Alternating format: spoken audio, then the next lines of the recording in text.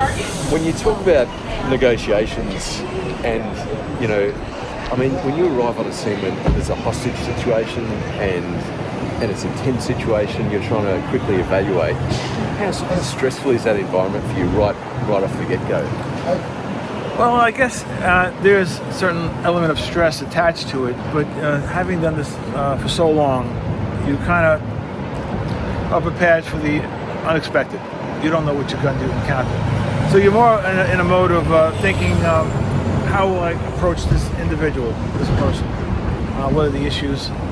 So unlike corporate or business negotiations where you have the luxury of knowing well in advance what the issues are, who the other negotiators are, you can research in advance.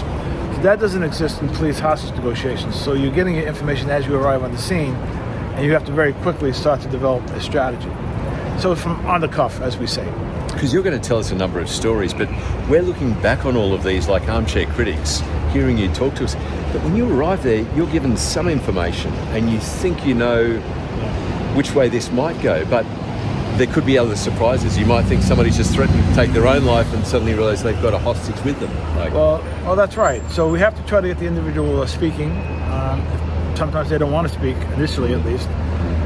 So there's three basic elements to a negotiation, and that applies to police hostage negotiations and also in corporate negotiations, business negotiations.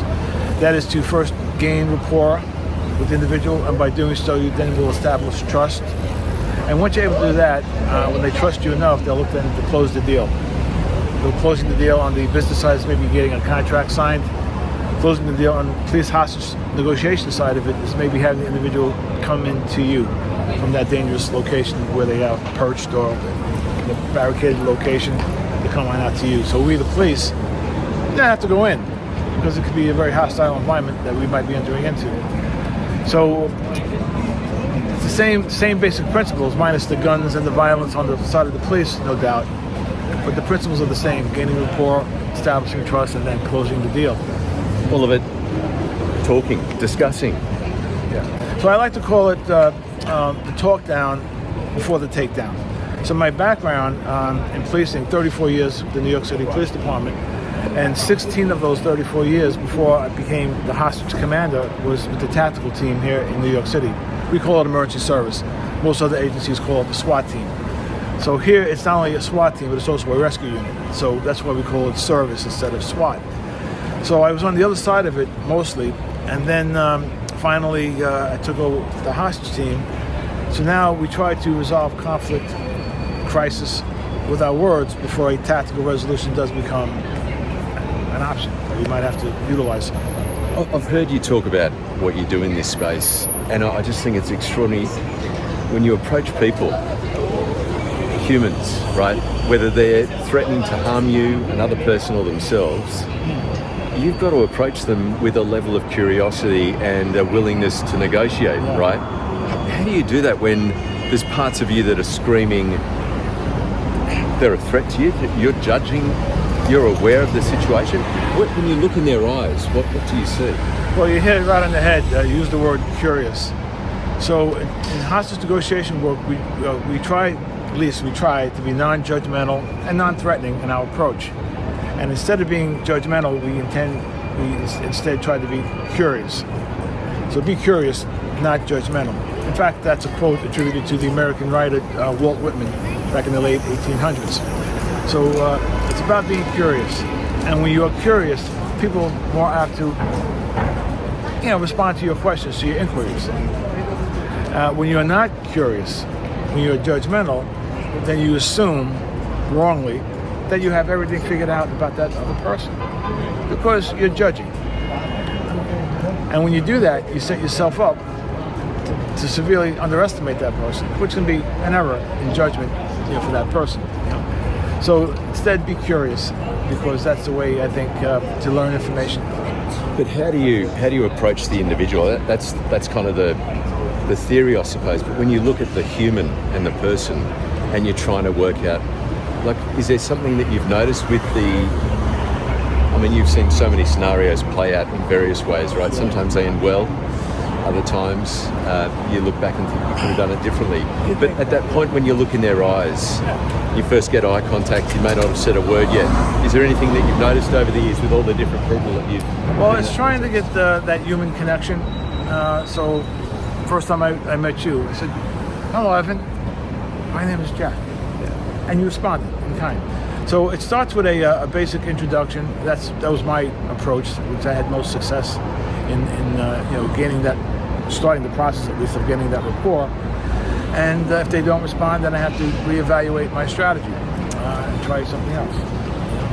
So it's kind of I guess you can liken it to a chess game. You don't know, you have to start thinking 3 or 4 or 5 moves ahead before you make your move. And that's what it is. So human dynamics are such that we are similar, all of us humans, in the way that we approach life. So it's just a matter of connecting to what that individual might respond to in a positive way. And you keep trying. If you don't get it initially, we just can't leave, can we? So we have to just keep figuring it out. Well, because you're in a situation where you can't just walk away. I mean, most people, if you get a situation that goes south, you just look for a way to get out. Yeah. You're in a scenario where you've got to stay there because you're the... Well, yeah. If it doesn't go well for you, it's not going to go well for a lot of people. Yeah. Using the contrast again of the business negotiation, if you don't get a resolution at the end of the day, you kind of be adjourned, right? Let's come back tomorrow or next Monday. Yeah. You can do that. In hostage negotiation work, you can't. So you're in for the long haul. I was once on a job that lasted 50 hours, many years back. Was that the longest that you... That was the longest I was involved with, yeah. And that negotiation, we went through 17 different negotiators. 17 different negotiators. And finally, at the end, just kind of warmed down. There was a barricaded individual threatening to kill himself. He had a firearm. There was a love that had been going wrong in his life. And he was diagnosed, we come to find out, having bipolar disorder. So he was in his manic stage for some 50 hours, requiring a little 5-minute cat naps, and he was up again, going. So after 17 negotiators warmed down to the point he started kind of coming down from that manic stage, and we finally got him to open the door, put the gun down, come out. And he did? And he did. It ended like that, after 50 hours? 50 hours, yeah. So you never know how long it's going to go. The FBI has a database called HOBUS. HOBUS stands for HO, hostage, BA, barricaded, S, situations, or statistics rather. And they keep track of these incidents. They ask all negotiators across the United States to participate in this database. I did as well. I couldn't contribute every single assignment. You might be interested to know, in New York City, when I was doing what I was doing, we're averaging about 45 assignments per month of various types. The hostage situations, the barricaded situations, which were both either the emotionally disturbed, mentally ill, or someone who might be suicidal. They don't want to come out, or they don't want to be arrested when they come out, so they're going to shoot it out with the police, right? And then the third category are those suicidal jumpers. So all of that amounted to about 45 per month. To give you some context to that number, because I teach hostage negotiations across the United States, the average hostage team responds to about 8 to 12 per year. And we're doing 45 per month. Yeah. So we're very busy lot here in New York City, population 8.5 million people. On any given day, there's another 4 million people that come into the city either for work, vacation, going to the theater and so on. So it's a rather large populace that we have to deal with on a continuous basis. And with 24 hours a day, going. So that's how it would work out. And so your conversation with people often starts in a place of resistance. And we're standing here on 42nd Street because there's a particular job that you can tell us about. Yeah. How did this one start? There wasn't a lot of ground being given. Do you want to just give us a bit of the context? Well, yeah, so we're standing across from the Madame Tussauds Wax Museum here on 42nd Street between 7th and 8th Avenue in the heart of Times Square. And there's one particular day, in 2014, a young man, 19 years of age, is able to bypass security and get to the rooftop of the Madame Tussauds Wax Museum. You can see the green structure up there. That's where he was sitting. I believe you might have some pictures of it that you can show your audience. Yeah. And it's extraordinary when you look at those photos. What springs to your mind when you see them? Well, I remember when I was very close when the job came over 911. I was only 10 blocks away. I was on my way to a meeting, actually. And I responded immediately. And when I got to the rooftop, I spoke to emergency service officers who had just gotten here as well. They didn't have any information on him. He was silent. He was non-communicative. And that's tough when they're not saying anything, right? Right. He was just looking down at the ground from, 12 stories below. And I've heard you say that when you see a situation like that, it's good news and bad news. Bad news because they're threatening to jump. Well, when someone's sitting on a ledge or standing on a ledge, either on a rooftop or gird of a bridge, it automatically tells you two things. First thing it tells you is a part of them that wants to die today. They're sitting on the edge of a rooftop or on the gird of a bridge. And then the second thing it tells you at the same exact time is that there's a part of them that wants to live today. They haven't jumped yet. So that gives us at least 1% to start building on.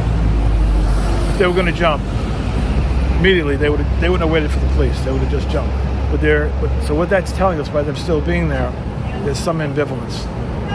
So I have at least 1% to start building on. And that's enough. That's all you need, to start. Yeah. And make no mistake about it, if you don't treat this with great sensitivity, cavalier about it, you just reinforce what they are already feeling, that, you see, I was right. Nobody cares. Thank you, officer. And then they'll jump.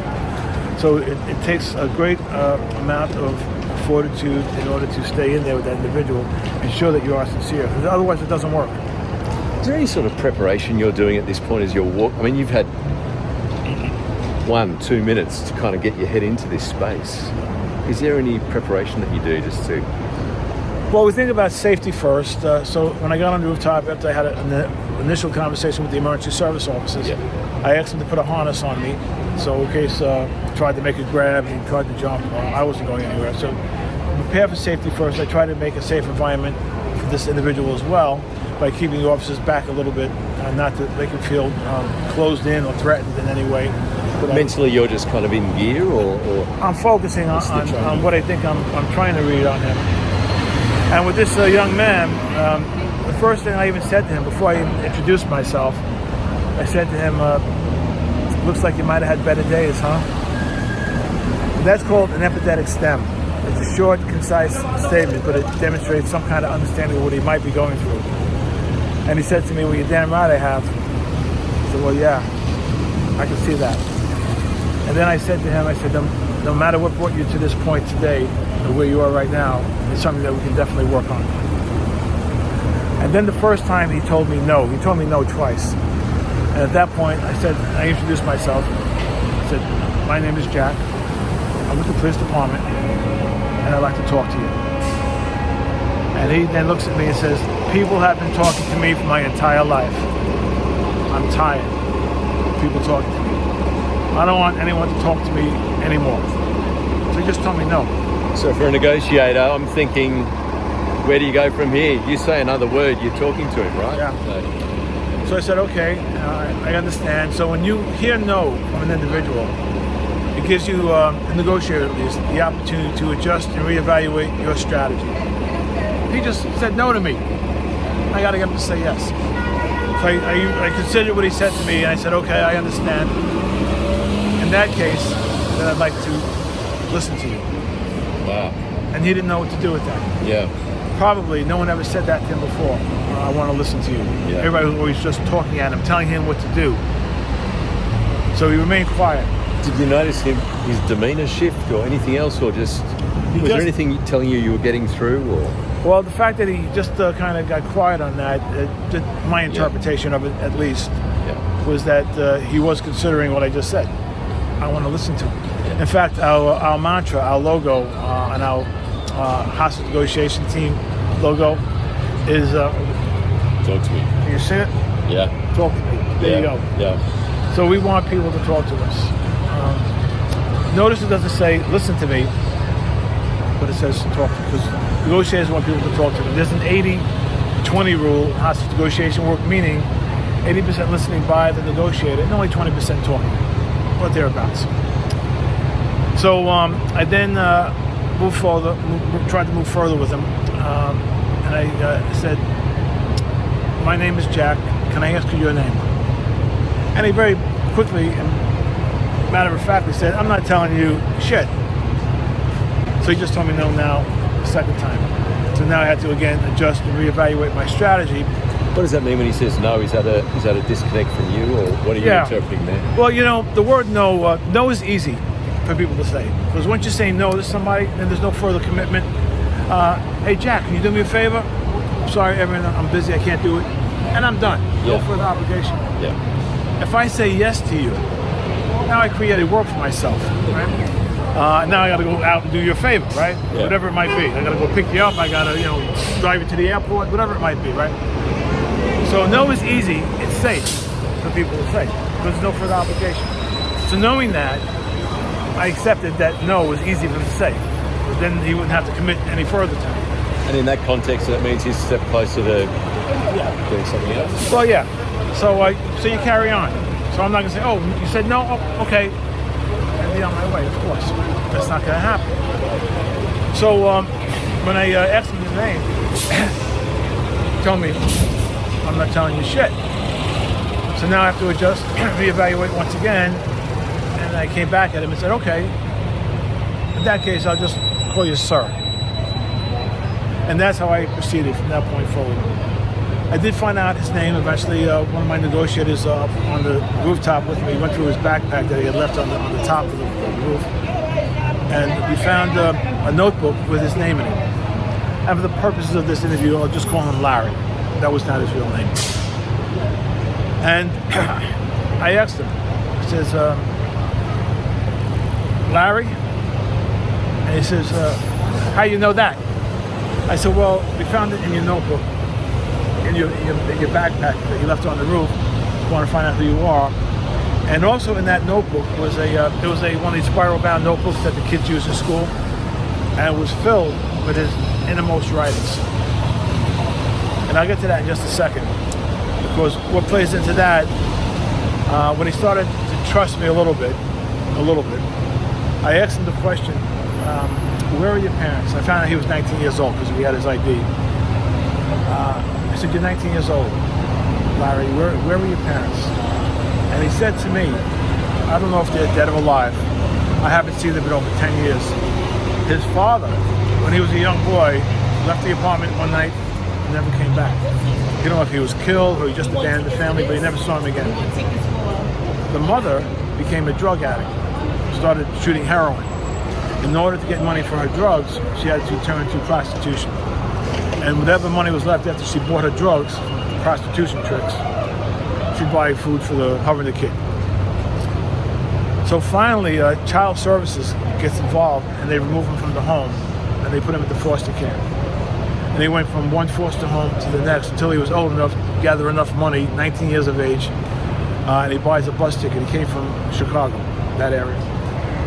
When he gets to Manhattan, New York City, in fact, the bus terminal is one block north from us, he gets off the bus and starts wandering the streets of Midtown Manhattan,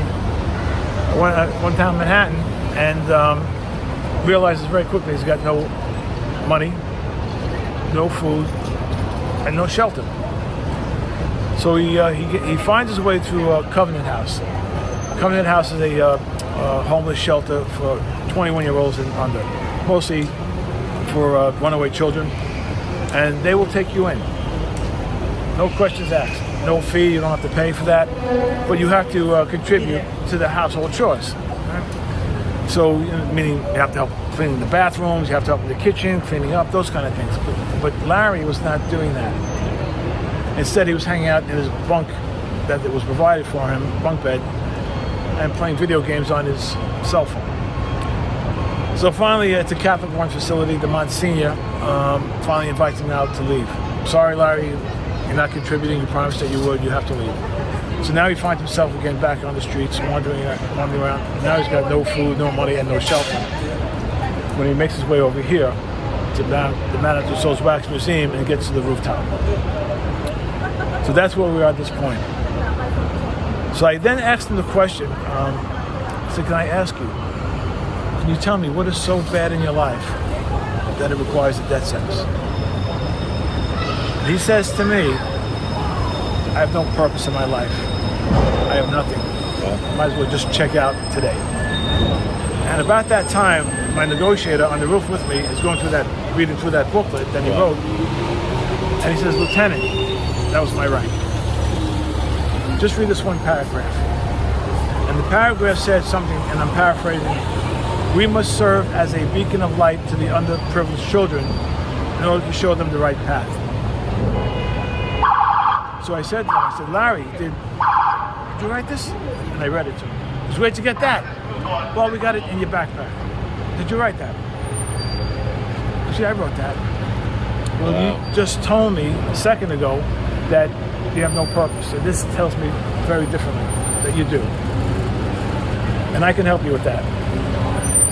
And there's no shortage of agencies here in New York City that can help people, help underprivileged children. Yeah. And I can put you in touch with them. Maybe you can start as a volunteer, maybe get an internship, and then maybe a position as a counselor, paid position. I can do that for you. So suddenly he's thinking about it, life beyond today. I'm giving an option other than what he had in his mind. I'm giving other options. Yeah. And there's a photograph of him smacking himself in the head at that point and saying, "You're using my own words against me?" I said, "Well, yeah, I am." So I said to him, I said, "Larry, this is what we're going to do. When you're ready." And I went in my wallet, I took out my business card, I showed it to him. "I'll give you my business card. I'm going to have to take you over to Bellevue Hospital. They're going to talk to you. I don't think you'll be there very long at all. And when you get out, you're going to call me. I'm going to try to help you." Wow. So finally he gave it some thought, and then he decided to come off that girder. Wow. Off that girder, that edgeway there. Now on top there, you can't see it from this position, there's a steel girder where he was sitting between that and the seat. Yeah. So there's no way I could have grabbed him. I had a harness on, don't forget, and there was no way that emergency service could have grabbed him, or he would have been able to jump. So it had to be something that he had to decide to do. So I think the best negotiators out there, and I'm not describing myself in this description here, but the very best negotiators are those that get people to do what you need them to do while allowing them to believe that it's their idea. Their choice, yeah. And that's what it was. I needed him to come off that girder and onto the rooftop, but I had to allow him to believe it was his idea to do that. And finally we got it done. What was that moment like for you? Because you're looking at the traffic here, you're aware of the situation beyond just the conversation you're having with him. And here he is. This is what you were hoping for, right? Yeah. 3 hours after it started. Yeah, well, it was... that moment of relief? It must be it certainly was. It certainly was a relief. And I made the connection. I had made a connection with a human connection. Yeah. And he bought into it. And it was real. It was very real. So we brought him down into a waiting ambulance, brought him off to Bellevue Hospital, and after about 2 or 3 days, I'm in my office, and the phone rings, and it's Larry. He says, "Yeah, it's Larry. You told me to call you." I said, "Yeah, Larry. Thank you for calling me. What happened?" He said, "They gave me some pills, medication, and they told me to come back in 3 weeks." Okay, that's a good thing. So I said, "Larry, how can I help you?" He says, "Well, I have nowhere to go." So, all right, we can start with that. I know the Monsignor over Covenant House. I give him a call and ask if he'll take you back. But I know what he's going to say. You got to do the chores. Yes. Are you willing to do that? And he says, "Yeah, I'll follow the rules." Wow. All right, I'll call you right back. So I called the Monsignor. So he knew what was going on. There were some photographs in the newspapers that day that it happened. Yeah. So he knew that, what was going on. And I said to him, "Monsignor, he's got nowhere to go. Can you take him back?" And there was a little bit of hesitation on his part. And I said, "Before you even think about responding, he did promise that he'll follow the rules." He said, "Okay, Jack, if he's willing to follow the rules, tell him I'm waiting for him." Wow. Thank you very much. Wow. So I called Larry back. I said, "All right, Larry, he's waiting for you. Just remember your promise. Otherwise, you're going to be wasting your time and his. I'll follow the rules." And that was the last time I spoke to Larry. So usually I don't follow up on these assignments. It was just too many. Yeah. I told you 45 a month. Yeah. But this one was a little close to me, a little special, So the following day, I called back to Monsignor. I was curious as to whether he showed up. He said, oh yeah, Jack, he showed up, and right now he's doing what he's supposed to be doing. He's in the bathroom, cleaning the bathrooms. But I'll let you know if anything else changes. And I never heard back, so I'm hoping that Larry went off to find his quest to help those underprivileged children of the world. Yeah, and what a difference he might be making. But can I just take you back to that moment where it went the way you were hoping it would? Was there anything else that sort of hits you? I mean, you've carried this, stress is probably an understatement, you've carried this the weight of the outcome here. You're carrying that. And then suddenly, I mean, it must be the smallest of chances that it would go this way, and it's happened. Like, this is more than winning the lottery, right? Yeah, so as long as we stay within our training, what we know has worked. So just a brief history of the NYPD's hostage negotiation team. We established in New York City the very first hostage negotiation team in the entire world. It all started here in 1973 after a series of events locally and internationally. And because we've been doing it longer now than everybody else, I like to say we've probably gotten it wrong more than anybody else. But by getting it wrong more than everybody else, now we probably get it right more than everybody else because we learn from our past mistakes. So by staying within our training, we can calculate to one extent or another how it might go.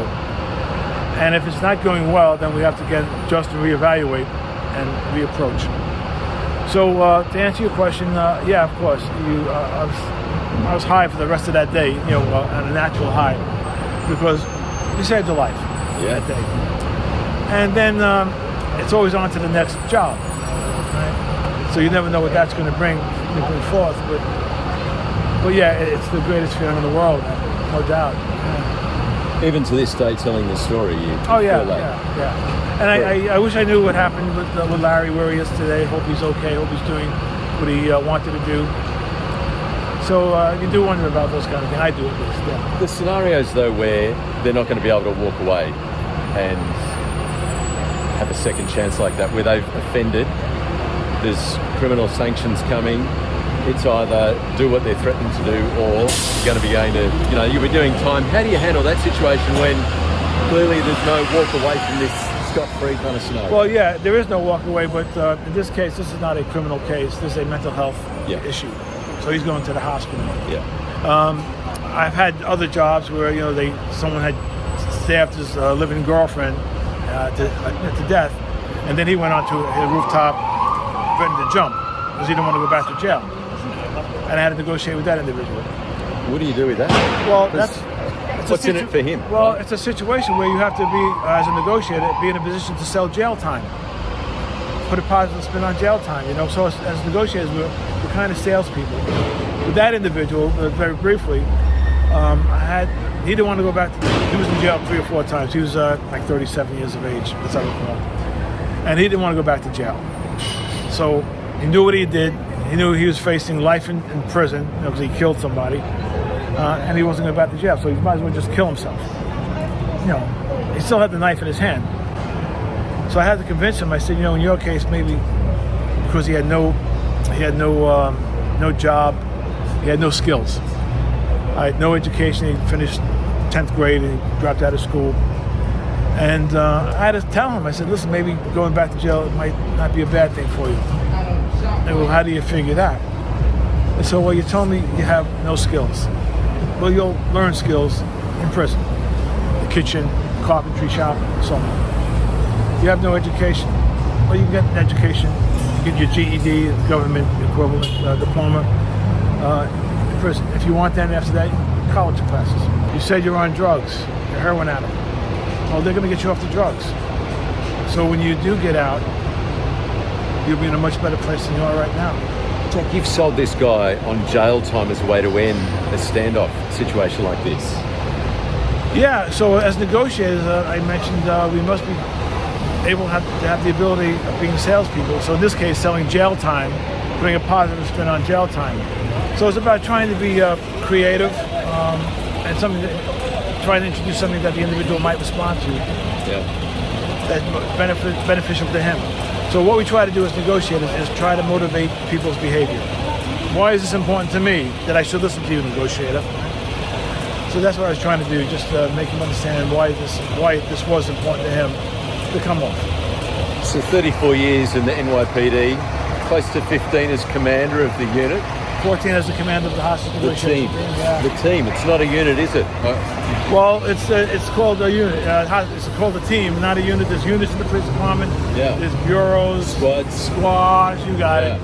This you guys are a team. This is a team. Yeah. A very select group of people in it.